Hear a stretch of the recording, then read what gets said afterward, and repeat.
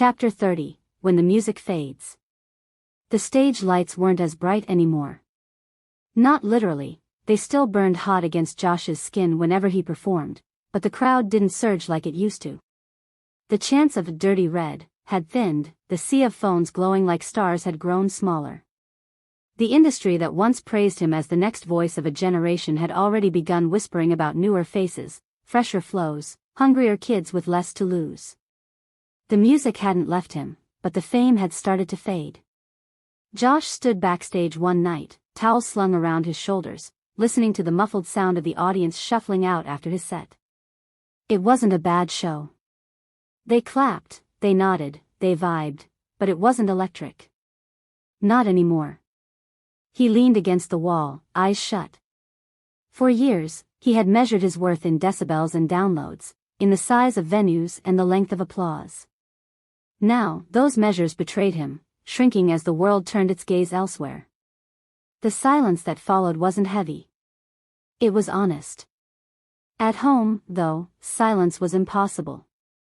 The apartment echoed with laughter, with Bay's teenage sass, with Malik and Josh Jr. wrestling until someone yelled for mercy, with Micah calling out from the kitchen to remind them all about chores. The place was alive in a way no arena could replicate. Josh walked in late that night, weary but listening. Malik was sprawled across the couch, controller in hand, trash-talking his brother in the middle of a video game. Bay sat at the table, earbuds in, pen scratching furiously across her journal. Josh Jr. leaned against the window, humming softly, his father's son, already caught by the lure of rhythm. And in the kitchen stood Micah, hair tied back, hoops glinting as she stirred a pot of pasta.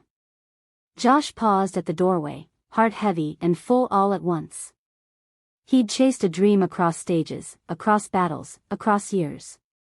But this noisy, ordinary, extraordinary life, was what had outlasted the spotlight. Later that night, after the kids had scattered into their routines, he sat with Micah on the balcony. The city hummed below them, neon fading against the black. "I don't know if I got it anymore," he admitted, staring at the skyline.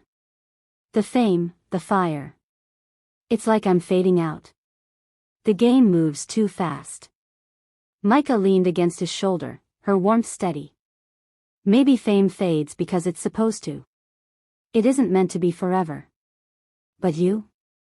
Your words, your music, your love, that's permanent. You've already built something no stage could give you." He turned to her, eyes searching. "And if the world stops listening?" She smiled softly. "Then you still got us. And maybe that was always the point." Josh thought about it long into the night. He thought about Bay's picture of their family under a crooked sun, Malik's mischievous grin, Josh Jr.'s quiet hums. He thought about the way Micah had held him up when the world tried to pull him down. And he realized something the industry never taught him. When the music fades, love doesn't. Months later, when he released his next project, it didn't top the charts. It didn't break records. But it didn't need to. The album was raw, stripped down, honest, every track a love letter to the life he built outside the limelight. To his children's laughter. To his wife's unwavering strength. To the legacy that wasn't about being remembered by strangers, but about being remembered by those who called him husband, father, lover. At the listening party, in a small venue packed with friends, family, and a few loyal fans, Josh took the mic. His voice cracked, but didn't falter. "This one," he said, "ain't about fame. It's about the true meaning of a lover. The kind of love that outlasts applause." The room erupted, not with screams, but with warmth. With love. And Josh smiled, glasses fogging the way they always did when his heart was too full. He finally understood. His greatest stage wasn't out there, it was right here. In his home. In his family. In his forever.